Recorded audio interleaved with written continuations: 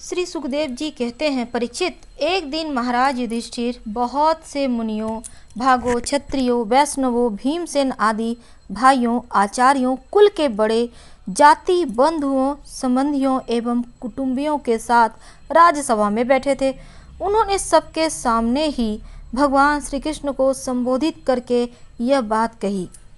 धर्मराज युधिष्ठिर ने कहा, गोविंद, सर्वश्रेष्ठ राजसूय यज्ञ के द्वारा आपका और आपके परम पावन विभूति स्वरूप देवताओं का भजन करना चाहता हूँ। प्रभु, आप कृपा करके मेरा यह संकल्प पूरा कीजिए। कमलनाभ आपके चरण कमलों की पादुकाएं समस्त अमंगलों को नष्ट करने वाली है। जो निरंतर उनकी सेवा करते हैं, ध्यान स्तुति करते हैं, वास्तव में वे ही पवित्र आत्मा हैं। वे जन्म मृत्यु के चक्कर से छुटकारा पा जाते हैं, और यदि वे सांसारिक विषयों की अभिलाषा करें तो उन्हें उनकी भी प्राप्ति हो जाती है। परंतु जो आपके चरण कमलों की शरण ग्रहण नहीं करते, उन्हें मुक्ति तो मिलती ही नहीं, सांसारिक भोग भी नहीं मिलता। देवताओं के भी आराध्य देव, मैं चाहता हूँ कि संसारी लोग आपके चरण कमलों की सेवा का प्रभाव देखें। प्रभु, कुरुवंशी और सृजन वंशी नरपतियों, जो लोग आपका भजन करते हैं और जो नहीं करते, उनका अंतर आप जनता को दिखला दीजिए। प्रभु, आप सबके आत्मा समदर्शी और स्वयं आत्मानंद के साक्षात्कार हैं, स्वयं ब्रह्मा हैं। आप में यह मैं हूँ और यह दूसरा, यह अपना है और यह पराया, इस प्रकार का भेदभाव नहीं है। फिर भी जो आपकी सेवा करते हैं, उन्हें उनकी भावना के अनुसार फल मिलता है। ठीक वैसे ही जैसे कल्प वृक्ष की सेवा करने को उस फल में जो न्यूनाधिकता होती है, वह तो न्यूनाधिक सेवा के स्वरूप अनुरूप ही होती है। इससे आप में विषमता या निर्दयता आदि दोष नहीं आते। भगवान श्री कृष्ण ने कहा, शत्रु विजयी धर्मराज, आपका निश्चय बहुत ही उत्तम है। राजसूय यज्ञ करने से समस्त लोकों में आपको मंगलमयी कीर्ति का विस्तार होगा। राजन, आपका यह महायज्ञ ऋषियों, पितरों, देवताओं, सगे संबंधियों, हमें और यहाँ तक कहाँ तक कहें समस्त प्राणियों को अभिष्ट है। महाराज, पृथ्वी के समस्त नरपतियों को जीतकर सारी पृथ्वी को अपने बस में करके और यज्ञोचित संपूर्ण सामग्री एकत्रित करके फिर इस महायज्ञ का अनुष्ठान कीजिए। महाराज, आपके चारों भाई वायु, इंद्र आदि लोकपालों के अंश से पैदा हुए हैं। वे सब के सब बड़े वीर हैं। आप तो परम मनस्वी और संयमी भी हैं। आप लोगों ने अपने सद्गुणों से मुझे अपने बस में कर लिया है। जिन लोगों ने अपनी इंद्रियों और मन को बस में नहीं किया है, वे मुझे अपने बस में नहीं कर सकता। संसार में कोई बड़े से बड़े देवता भी तेज, यश, लक्ष्मी, सौंदर्य और ऐश्वर्य आदि के द्वारा मेरे भक्त का तिरस्कार नहीं कर सकता। फिर कोई राजा उसका तिरस्कार कर दे, इसकी तो संभावना ही क्या है। श्री सुखदेव जी कहते हैं, परीक्षित, भगवान की बात सुनकर महाराज युधिष्ठिर हृदय आनंद से भर गया। उनका मुख कमल प्रफुल्लित हो गया। अब उन्होंने अपने भाइयों को दिग्विजय करने का आदेश दिया। अपने भाइयों को भगवान श्री कृष्ण ने पांडवों को अपनी शक्ति का संचार करके उनको अत्यंत प्रभावशाली बना दिया था। धर्मराज युधिष्ठिर ने सुजय वीरों के साथ सहदेव को दक्षिण दिशा में दिग्विजय करने के लिए भेजा, नकुल को मत्स्य देशीय वीरों के साथ पश्चिम में, अर्जुन को केकय देशी वीरों के साथ उत्तर में और भीमसेन ने भद्रदेशीय वीरों के साथ पूर्व दिशा में दिग्विजय करने का आदेश दिया। परीक्षित, उस भीमसेन आदि वीरों ने अपने बल पौरुष से सब ओर के नरपतियों को जीत लिया और यज्ञ करने के लिए उद्यत महाराजा युधिष्ठिर को बहुत सा धन ला कर दिया। जब महाराज युधिष्ठिर यह सुना कि अब तक जरासंध पर प्राप्त की जा सकी है, तो वे चिंता में पड़ गए। उस समय भगवान श्री कृष्ण उन्हें यही उपाय कह सुनाया जो उद्धव जी ने बतलाया था। परीक्षित, इसके बाद भीमसेन, अर्जुन, भगवान श्री कृष्ण ये तीनों ही ब्राह्मण का वेश धारण करके गिखिज गए। वहीं जरासंध की राजधानी थी। राजा जरासंध ब्राह्मणों का भक्त और गृहस्थोचित धर्मों का पालन करने वाला, तीनों क्षत्रिय ब्राह्मण का वेश धारण करके अतिथि अभ्यागतों के सत्कार के समय जरासंध के पास गए और उनसे इस प्रकार याचना की। राजन, आपका कल्याण हो। हम तीनों आपके अतिथि हैं, बहुत दूर देश से आ रहे हैं। अवश्य ही हम यहाँ किसी विशेष प्रयोजन से ही आए हैं, इसलिए हम आपसे जो कुछ चाहते हैं वह आप हमें अवश्य दीजिए। तितिक्षु पुरुष क्या नहीं सह सकते, दुष्ट पुरुष बुरा से बुरा क्या नहीं कर सकते, उदार पुरुष क्या नहीं दे सकते, और समदर्शक लिए पराया कौन है। जो पुरुष स्वयं समर्थ होकर भी इस नाशवत शरीर से ऐसे अविनाशी यश का संग्रह नहीं करता जिसका बड़े बड़े सत्पुरुष भी गान करें, सच पूछिए तो उसकी जितनी निंदा की जाए थोड़ी है। उसका जीवन शोक करने योग्य है। राजन, आप तो जानते ही होंगे, राजा हरिश्चंद्र रंती देव केवल अन्न के दाने बीन चुनकर निर्वाह करने वाले महात्मा मुद्दल, शिवी, बलि, व्याघ, कपोत आदि बहुत से व्यक्ति अतिथि को अपना सर्वस्व देकर इस नाशवान शरीर के द्वारा अविनाशी पद को प्राप्त हो चुके हैं। इसलिए आप भी हम लोगों को निराश मत कीजिए। श्री सुखदेव जी कहते हैं, परीक्षित, जरासंध ने उन लोगों की आवाज़, सूरत, शकल और कलाइयों पर पड़े हुए धनुष की प्रत्यंचा की रगड़ के चिन्हों को देखकर पहचान लिया कि ये तो ब्राह्मण नहीं क्षत्रिय हैं। अब वह सोचने लगा कि मैंने कहीं न कहीं इन्हें देखा भी अवश्य है। फिर उसने मन ही मन यह विचार किया कि ये क्षत्रिय होने पर भी मेरे भय से ब्राह्मण भेष बनाकर आए हैं। जब ये भिक्षा मांगने पर ही उतारू हो गए हैं, तब चाहे जो कुछ मांग ले मैं इन्हें दूंगा।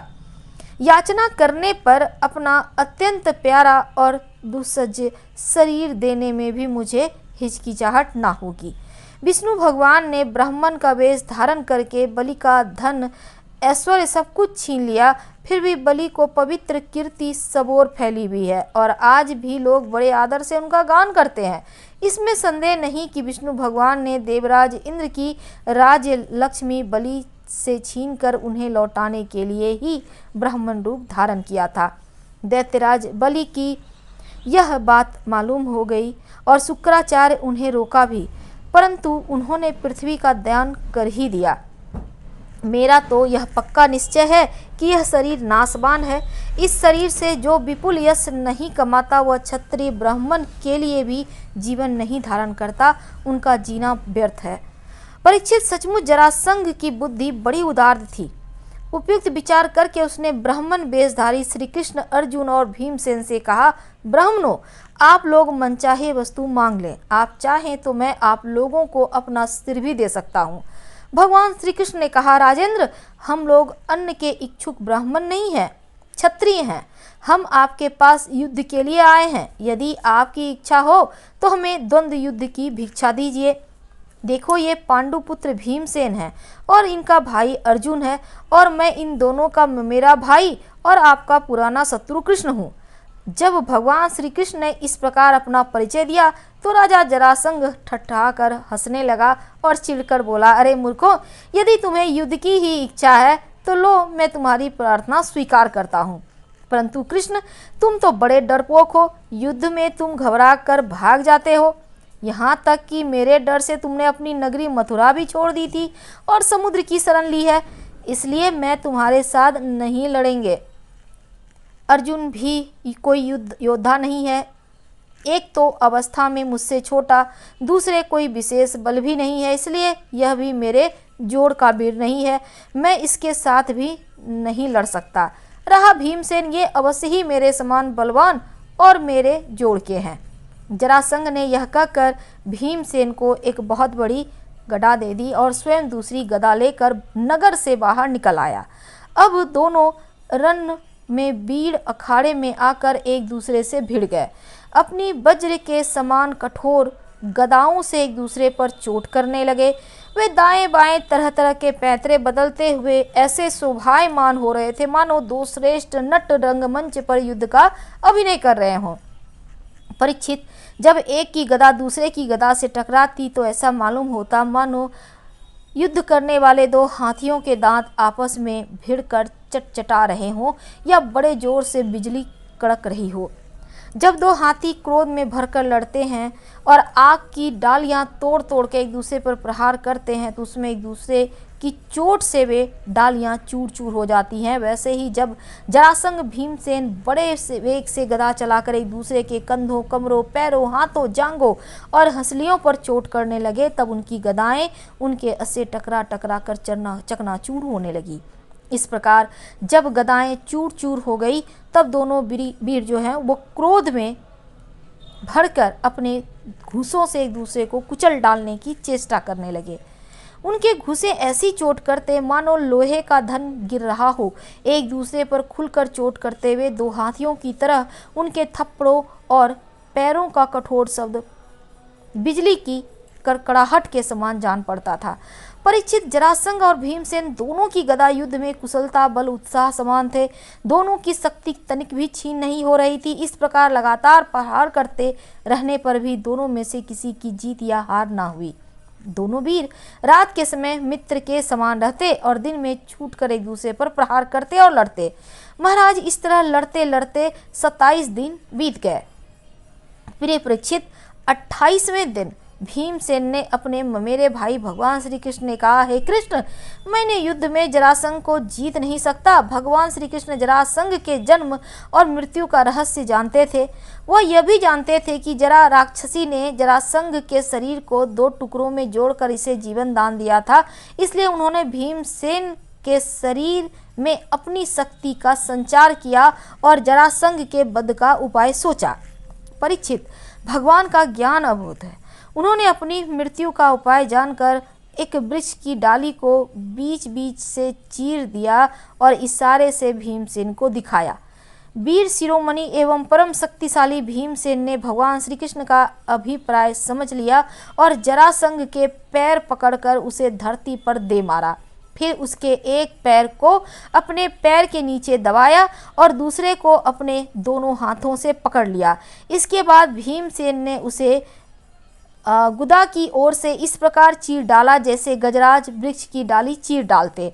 लोगों ने देखा कि जरासंध के शरीर के 2 टुकड़े हो गए और इस प्रकार उनके एक एक पैर, जांघ, अंडकोश, कमर, पीठ, स्तन, कंधा, भुजा, नेत्र, भौं और कान अलग अलग हो गए। मगधराज जरासंध की मृत्यु हो जाने पर वहां की प्रजा बड़े जोर से हाय हाय पुकारने लगी। भगवान श्री कृष्ण और अर्जुन ने भीमसेन का आलिंगन करके उनका सत्कार किया। सर्वशक्तिमान भगवान श्री कृष्ण के स्वरूप और विचारों को कोई नहीं समझ सकता। वास्तव में वे ही समस्त प्राणियों के जीवन दाता हैं और उन्होंने जरासंध के राज सिंहासन पर उनके पुत्र सहदेव का अभिषेक कर दिया और जरासंध ने जिन राजाओं को कैदी बना रखा था उन्हें कारागार से मुक्त कर दिया। भागवत कथा अध्याय 72 यहाँ पर समाप्त होता है। अध्याय 73 अगले भाग में, अध्याय 6, 7 में जरूर सुनिएगा। धन्यवाद, हम फिर मिलेंगे।